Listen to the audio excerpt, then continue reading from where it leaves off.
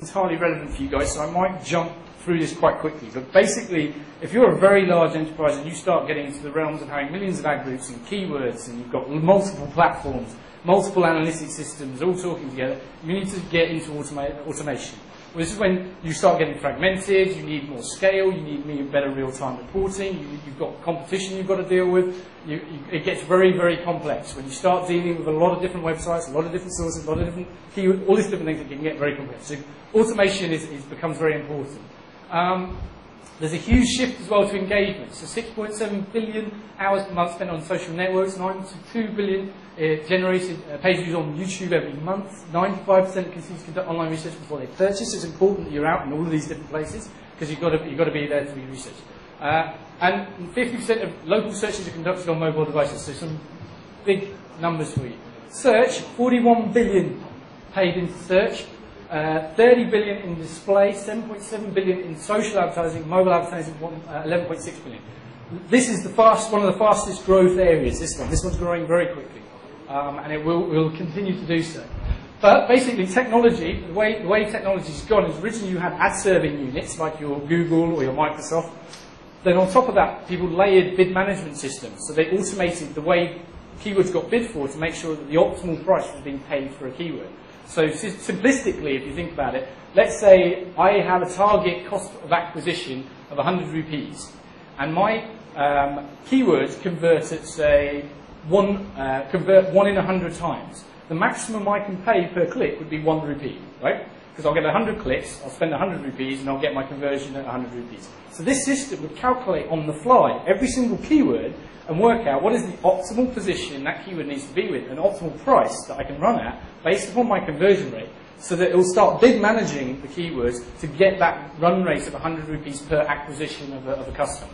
So as long as you've got all of the data coming in and the feedback mechanism, these systems will automate this whole process. Okay? Now, beyond bid management, we're now going to this idea of campaign automation, where I'm not just looking at Google and bid management, I'm looking at Facebook, I'm looking at YouTube, I'm looking at Google, I'm looking at all these different touch points. And then managing things like, for example, let's say the guy sees my ad on Facebook first, then he goes to YouTube and sees my ad, and then he comes to Google and sees my ad. Where do I attribute the sale should he come and buy?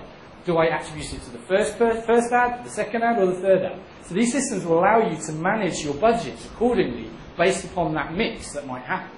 So something like a YouTube or a Facebook is very much in an awareness sort of point of the buying cycle. But it's potential that if you didn't have that ad on Facebook, that guy wouldn't have searched you on Google. So you wouldn't have got that connection, so it's important that your ad was there. So these systems will manage that whole process and work out, oh, hang on a minute, if you didn't have that ad over there on Facebook, then that guy wouldn't have clicked on Google over here. So it can match the two together. So it creates another kind of layer on top of the whole thing. So these things allow for automated rules. They also allow for dynamic keyword and copy creation based upon what inventory you might have.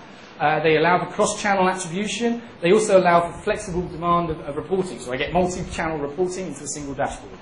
So these would be the channels, devices, tactics, goals. You feed them all in, and you'll get this sort of output of being able to manage, measure, and optimize across multiple channels in a single platform. So this is a little background on this. So this may not be relevant to most of us in the audience, but the thing is, it's better to know that it exists. Because think about this, right? Google was built mainly for SMBs. Even 80-90% of Google's revenue today globally comes from small and mid-scale organizations. So what happens is the AdWords has features which are limited to the 2 million advertisers can use. So even though Google would have technology abilities to actually have systems like this, but training 2 million people to use these systems would be very complicated. So these systems exist when your spend goes about a certain level plus. Plus what happens is if the systems do certain things, then we can actually do the same things while running AdWords. So let's say, suppose there is a concept called portfolio optimization. We don't look at one keyword performance, you look at the portfolio, and based on that, it's like a mutual fund. Instead of buying one script, you buy a mutual fund, right? So the same strategy can be used. So mathematically, you can do the same thing, you do the calculation in Excel sheet, and then have your bid strategy working the same way. So at least you should know what kind of systems exist and what they do to optimize search campaigns. So yeah.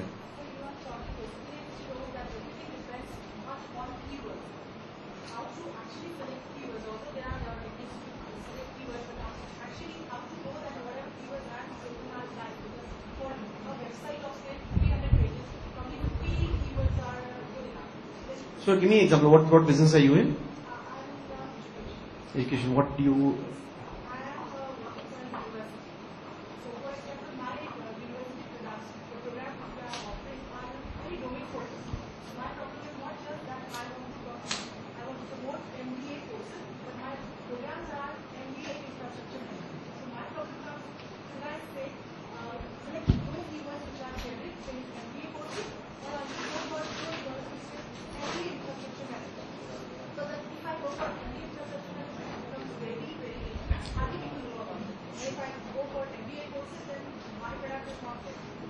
Sure. So I think this is like a typical problem that most companies have, right?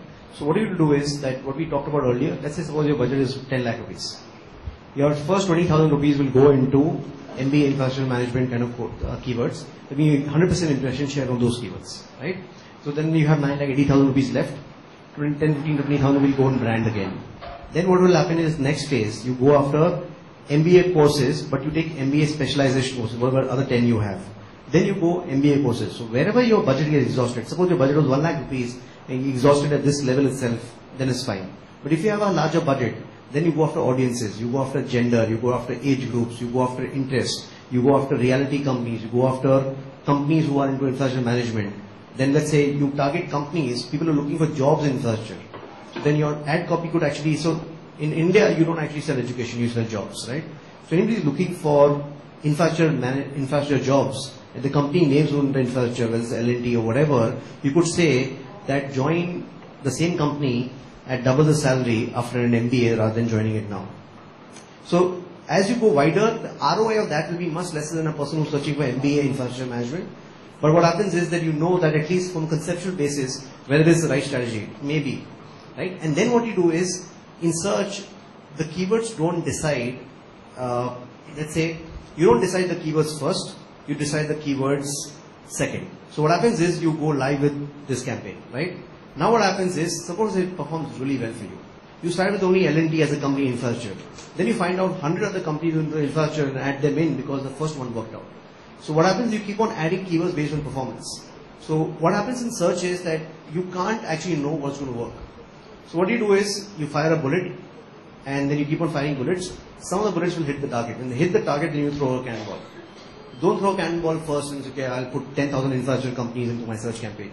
Start with 10. If it works out well, then ad copies will work. First time you will say MBA infrastructure management. Then you will say that, oh, double your salary by getting an MBA to join this company. So what will happen is you'll keep on tweaking it. So that is how search works, right? There is no other choice. So, but you'll always find intent, and then these are ideas, right? So I don't know anything about your business or the sector, but I'm just giving you something which gives you some food of thought, right? That maybe, who knows, it may work. So I try not to labour on this too much, but essentially these systems allow you to manage across multiple platforms and multiple feeds and take multiple data points and then create insights and optimization off the back of it. So just in terms of campaign management, like Vivek was saying, is I can manage an entire sort of portfolio of words to work towards a particular target goal. And it will look at the attribution of those words as well. So even within search, if someone searches for, say, shopping online, and then clicks on Flipkart, and then comes back and searches for Shantaram, and then clicks on Flipkart, and then at the end of the day, they click on they search for Flipkart and buy a Shantaram on that keyword. In just basic sort of attribution, it will always be last click, so you'd only ever attribute the sale to Flipkart. But the reality was, it was online shopping that triggered the entire whole process. So this system will do that. It'll look at all of those different things, look at those touch points, and make sure that it's optimizing accordingly. So it'll do things like seasonality, it'll integrate different platforms, gives you complete transparency as well. So, and you've got these different sort of basic bidding models, which are portfolio-based or pure sort of ROI-based. And you can work on, say, budget constraints, performance constraints, or particular goals, so a certain number of views, or certain type of bounce rate, or a certain time on site. I could feed in particular sort of data points to get a certain sort of thing. They also forecast the model for you. So they say, right, you're currently running at X. If you spend Y, you could potentially get Z. Or, if you keep spending, this is the point of your sort of maximum saturation. If you keep spending, you won't generate any more revenue. You've already reached the sort of limit, and you'll have a diminishing sort of return on investment. So it'll tell you those kind of touch points for you. So if you're spending a lakh and you're generating 10 lakh, what happens when I spend 10 lakhs? Do I get 100 lakh, or how does that work? It will tell you that sort of, that breakup and forecast that for you, based upon the data sets that it's got coming in. And also it looks at sort of the long tail as well. So it'll start mining the long tail. So if I bid on, say, a keyword like car insurance, and then someone searches for, where can I buy car insurance for my mother in Dubai, and that keyword particularly converts for some reason, what it can do is it feed that one string back in. I bid on car insurance originally, but then it puts the keyword, it'll feed that keyword back in and keep adding the keywords of the long tail. So you've got much more targeted keyword bases, you'll pay less money, and you'll have ad creative written specifically for those keywords on the fly. It will do it on the fly as well. So it'll also do dynamic campaigns. It will feed things. I can feed in XMLs. I can feed in data points. So, for example, we work with Cleartrip. They might have particular offers on a flight, so I can feed that offer directly into all of my 1 million ad campaigns. Or if a price of a hotel has gone from 2,500 rupees to 2,700 rupees, I can feed that into my ad creative on the fly. If the hotel only has 2 rooms left, I can feed that into my ad creative. So must buy now, only 2 rooms left. So I can dynamically generate ads based upon other data points on the fly in real time. So it gives you a lot more flexibility and control, especially when looking at very large campaigns in that sense. So yeah, dynamic updates, it will do dynamic creation as well. You can do sort of daily updates, you can do frequency capping, you can do sort of update every hour, update every minute, update based upon this particular thing. So you can build in these rules and things into it. It gives you campaign insights as well in a singular dashboard. So I can see not what all of my channels are doing. So if you just use Google, you're only going to get Google data. You're not going to see what Yahoo does, what Bing does, what Facebook does. So you get that kind of multi-reporting side of it as well. You also get Facebook ad management, so it will do the ad creators for you and build those ads out. YouTube as well, it will do the optimization, things like that. So it has one system will do multiple things to multiple platforms. It has all those integrations built in. So these things designed to basically manage and report on all your digital endeavors, help you optimize across multiple platforms, help you to do attribution across that multiple platforms. But these things are useless if the guy doesn't know how to use the system. The expertise is critical. You must understand how the system works and how it functions for it to actually come into play. Okay? At this point, I think it's lunch. Yeah, I think we should break for lunch. Okay. And then we come back. Okay. Just want to make a short announcement. I mean, most of you would be aware NASSCOM is right now inviting applications for angel funding and acceleration under the Sindhan Stars program. If you wish to know anything about the program, having doubts or clarifications, then that with me and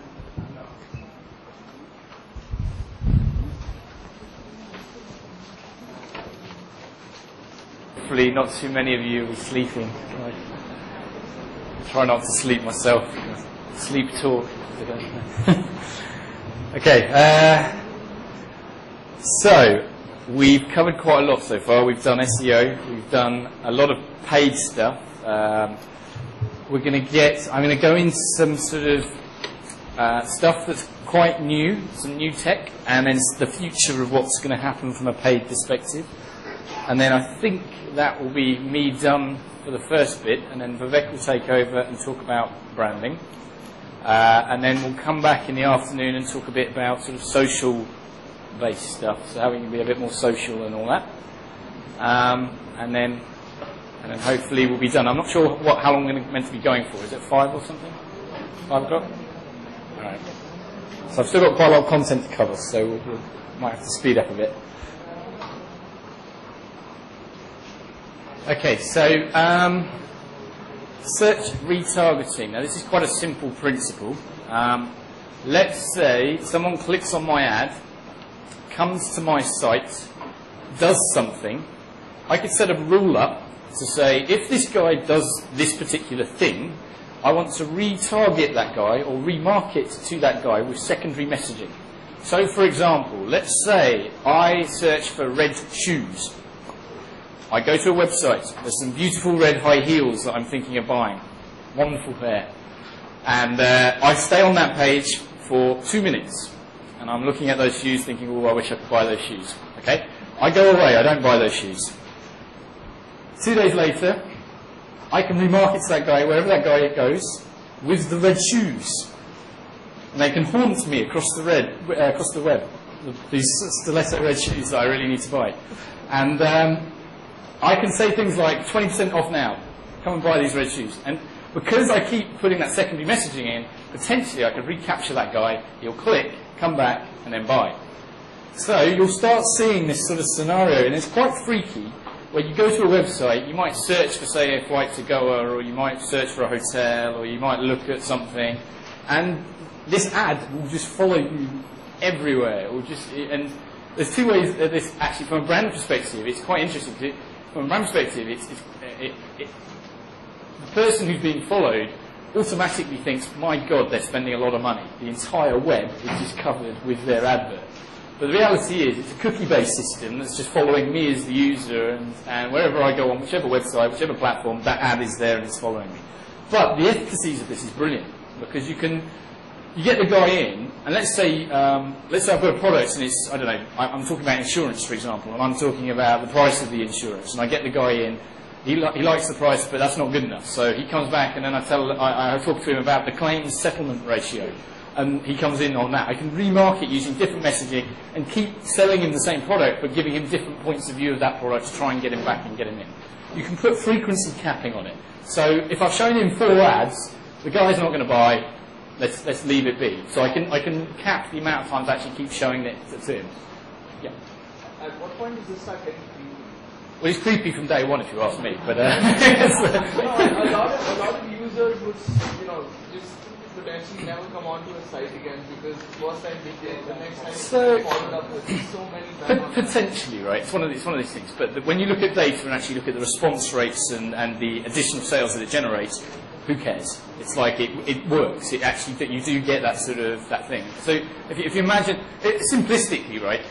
You're looking to go to fly to Goa, okay? And you search Goa flights, and you found a flight which is 10,000 rupees, and then you don't buy that flight, and then this ad comes back, and you've searched in other places, and you've found 10,000 rupees, and that's pretty much the price. And this ad comes back and says, "I'll do it for 9,500." You'll be like, "All right, fair enough."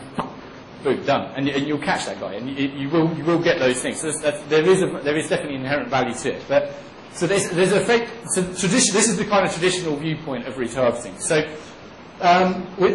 traditional retargeting is pretty simple.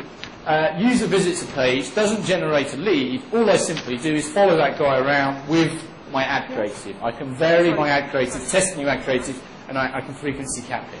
This can be done across multiple platforms. If I'm on an ad server, I can just keep pushing that ad wherever I want to push it. Until I've got to the point where I can frequency cap, so if he's seen my ad X number of times, he's not bought, he's not come in, I can stop that ad to that user and call it a day. Google has the same thing, whereby it's not just a text-based, it's not an image-based ad, but it's actually search-based. So, for example, the guy comes to my page looking for a credit card, he doesn't buy the credit card, I put my secondary messaging back into the search result. And I can actually put my secondary messaging into any search result, I can just chuck it in there. So Google might sometimes have a random search result within the result, which is actually retargeting. So it's just putting that message back out there saying, so I'm actually looking for shoes or boots or something, I can actually put, still want that credit card? So I can haunt him in Google as well. So you can kind of do things in that sense. So the summary of this is you place the way they work effectively as the Google one's very very effective actually, because if you have Google Analytics plugged in, the new version, you can actually you can create audiences. And you can trigger ads for specific people. So you can say, show my ads to people who have looked at this page and looked at this page. Or show my ads to people who have looked at this page but haven't looked at this page. For example, let's say someone comes in looking at the red shoes. I'll go back to my red shoes example. They come in and look at the red shoes. They go through and buy those red shoes. Because they bought the red shoes, I will switch off that cookie for the red shoes.